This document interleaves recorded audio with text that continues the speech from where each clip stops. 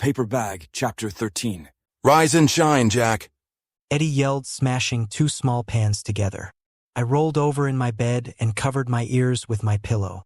That was a mistake. Eddie didn't pull my covers off. He picked up my mattress and tossed it over like flipping a pancake. I was totally awake and fuming mad. So much so that smoke was coming out of my nostrils. Eddie smiled and put his hands on his hips. Jack, you're sparking. Is that what makes the smoke? Yeah, it won't be long before you'll be lighting a big one. He looked like a proud papa at his son's first home run. But I'm not even 20 yet? You aren't exactly a normal dragon. Pushing the mattress off me, I slowly got to my feet. Eddie punched my arm. Now get dressed and get ready for a busy day. Frank and I were talking about your poison training, and we think it would be best for you to choose which poisons you want him to use. Can I eat the mice before bed? I was so tired afterward the last time. That's a good idea, kid. I'll see you upstairs for a light breakfast. As I got dressed, I wondered what Eddie's idea of a light breakfast was. When I got to the kitchen bar, Frank was just pouring a green drink into a tall pitcher-sized glass. He cracked 3 eggs into it and set it in front of the seat next to Eddie. "It's still dark, Eddie," I complained and took my seat. "This doesn't look like a light breakfast." The eggs settled to the bottom of my glass. I don't know if I can drink all of it. Frank makes the best green goblins. Give it a try. You won't be able to stop drinking once you start. I was sure that would be true when I reached the eggs. The heavy glass moved easily toward me as I pulled it closer to get a smell of it. Fruit was the first sensation to hit my nose, and spices rich and hot. I took a small drink. It is good. Sweet, and then it burns all the way down. I slowly sipped it down to the eggs and proclaimed, "Wow, I am so full." I patted my stomach and slid the heavy glass away. Finish that! Ever since you've been here, I've been reading up on diets of the great diviners. I made this according to their recommendations. It will help you get through the rigorous training Eddie has planned for you, and still leave you with strength to heal your mother and go through your poison training. That's when I saw a tray full of small vials. I couldn't tell if they were full or what color the liquid was because white labels covered most of the containers. "What types of poisons are you using to kill my mice with today?" Venoms from spiders and snakes. Frank moved them closer so I could see inside the vials. There wasn't much to see unless you like looking at snot. Eddie was under the impression you wanted to do more mice. Is 20 too much? I was thinking more like 12 and work my way up to 20. Is there anything that you can do about the taste? Sorry, Jack. These have to be untainted, or it will mess up your divining senses. Drink up, trainee. Eddie commanded. I sighed and frowned at my big uncle. If you haven't noticed, I don't like to eat slimy or hairy things. I don't care, kid. It's my job to train you and Frank's to keep you healthy, so drink up. Eddie slid the glass back toward me. My nose wrinkled involuntarily as I lifted the glass one more time. I was right about not being able to stop, but I was wrong about the taste. There was still enough of the green juice that the two combined made it actually tasty. I wiped my mouth with a napkin. Eddie headed out the door. The drink was starting to make me feel energized. I bounded after my uncle. He looked at me over his shoulder. We headed up the driveway and ran about a mile from Cass's house until we came to the main road. I didn't have any trouble keeping up with him because this time I wasn't sick from being poisoned. It is my belief that Eddie doesn't run much because he was winded shortly after we started down the main road. He had to stop and catch his breath. "You okay?" I was feeling a little smug.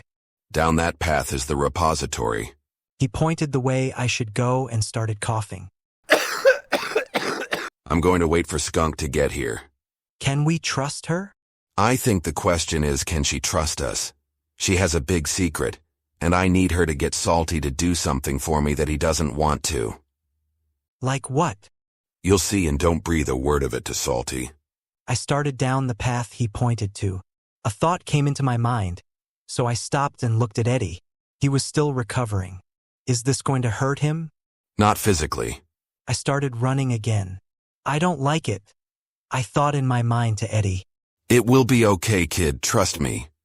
He answered me in my mind because I was already too far away to hear him. Then I wondered how far away I could be and still hear someone in my mind.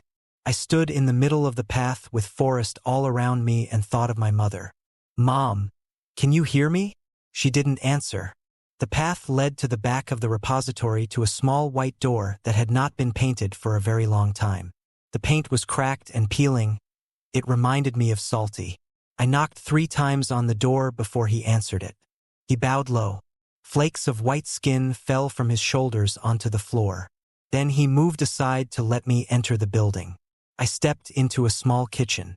It was clean and tidy. In a corner, there was a small table draped with a colorful linen tablecloth.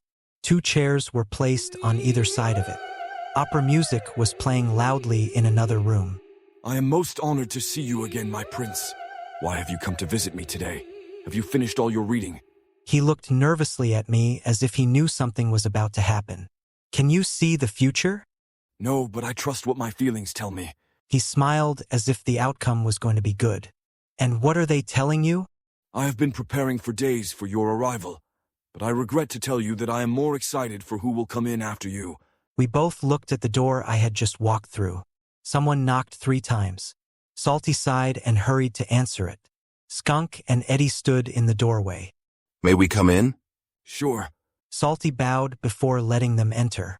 Eddie began. Last night we were having a discussion about Salty here.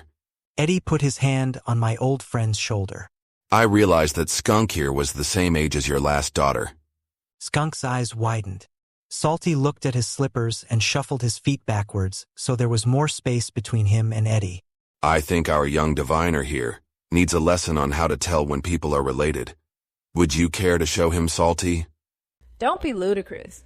I believe the proper way to determine relations is to touch them both at the same time. That's not right. He couldn't help himself. I could see the strain on his face. Are you using the voice to make him tell the truth? I asked. I don't have that ability. You do, though you would have to be mad enough to use it. No Salty here can't help himself when you say something wrong. He has to correct you. Tell Jack how, or we will bring this before the elders. Please, Eddie, stop this. She's my daughter, no need to involve the elders. All bloodlines have similar patterns of symbols in their veins that only a diviner can see. He only needs to touch us each once to know. Do it! Eddie commanded, shoving Skunk towards me.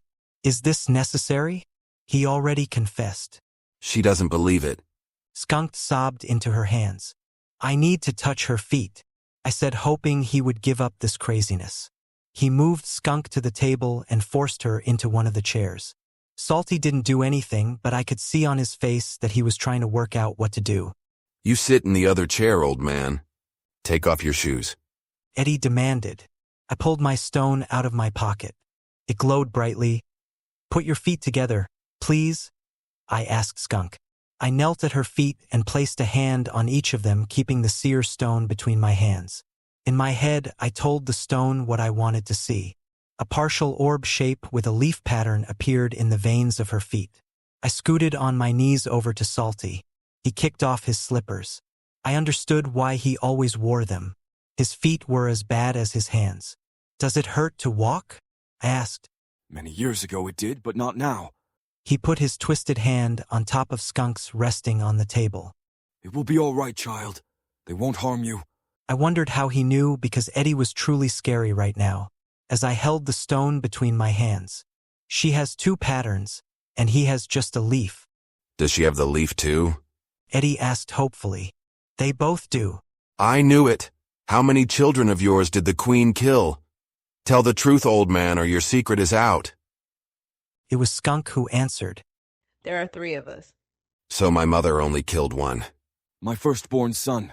It almost killed my wife to give up her daughters, but it was better than letting them die. Did my mother know? No. Mothers who wanted children came to us and begged to save them. In return, they would visit us when they studied. We found that all our daughters could change the true color of their hands by the time they could talk. Skunk opened her palm and revealed her yellow scales. I think Jack's mother knew my sister was different. Who is she? Jane Firestorm. You're kidding. This is wonderful. Eddie practically squealed. I was seriously beginning to think my uncle had lost his mind. You are the allies we seek. For what? I am planning to free the slaves. He grabbed her hand. Mixing the blood does make us stronger. My oldest sister was right. Hold on here. Are you doing this just so you can marry Andy? I asked. This is bigger than Andy and me. We can become strong again if we can just get over our prejudices. So you did all this just to prove that. I have more important matters to discuss with Salty. I know what you need. Salty put his slippers on and scooted out of the kitchen. Follow me. We went down a long hallway that opened to the repository. On one of the tables was a stack of very old books which he was sure not to let me take home. I know you are working on your poison training because you want to cure your mother. These are some of the oldest training books I have. He donned his gloves again and pulled out his soft tip tongs and began cleaning them. Each book on the table had a cloth bookmark in it. Salty opened the first mark. I have spent the last 3 days compiling information from these books. I felt this would be the most important information for you to know. He patted a handwritten manuscript that had been stitch-bound with a leather cover. All I ask is that you share this information with the Yellow Hand Clan. I looked at Eddie. Can you arrange it? It will be tricky, but if you're willing to get up in the middle of the night, it might be possible. I would do anything to save my mother, and I think I'm going to need Andy to do that. It is a deal then. Salty held out his hand. I grabbed it and shook his vigorously. Do you have anything for me? Here is a book for you. It was a book on diplomacy. If my daughters are put in harm's way for your cause, we will meet in a death match. Do not think that because my body is old, that my dragon form is weak. Are all dragons this testy? Yes! When we left the repository, I was happy because I could now go to visit Salty and I would get to see Andy again.